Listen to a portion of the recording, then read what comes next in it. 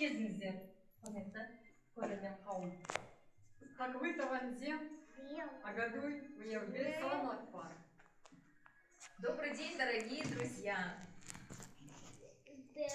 Қазіргі таңда ақпарат құралдары халықаралық қатынастардың шиеленіскендігі жөнінде дабыл қағып тұрған уақытта Қазақстан халқының ассамблеясы мемлекетіміздің президентін және оның саясатын қолдай отырып, республикамызда тұрақтылықты сақтауға барын күшін салуда. Чуваш жерінен тұрғылықты халықты көшіру сонау Столыпин реформасы кезінде патшаның бұйрығымен жүзеге асырылған еді. Солай Павлодар аймағына да қоныс аударған болатын. Так, например, всем известное село Ефремовка имеет свое название по имени Чуваша Ефрема, который приехал сюда со своей семьей. В Павлодаре живут его потомки.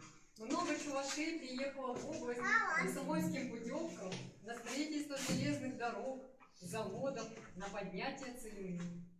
В 1995 году, когда стала образовываться Ассамблея народов Казахстана, чуваши создали свой центр Орсиспель, чувашский класс в школе национального возрождения.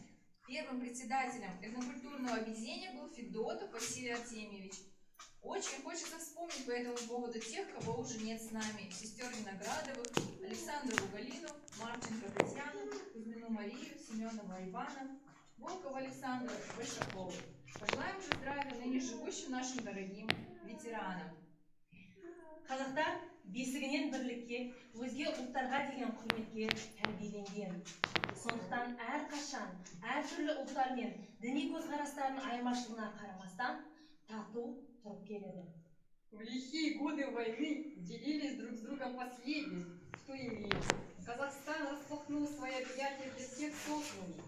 И немцев с Поволжья, и кавказцев, и корейцев, поляков, украинцев, белорусов. И годы лишения объединили всех. Вы не трогайте Казахстан, вы не знаете, как мы живем.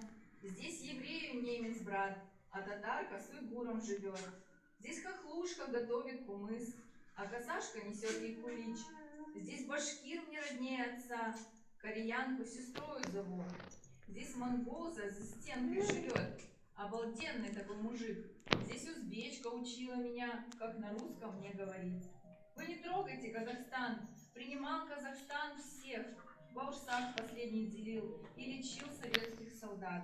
И металл для победы лил, здесь мечеть и церковь напротив. Вы не трогайте Казахстан.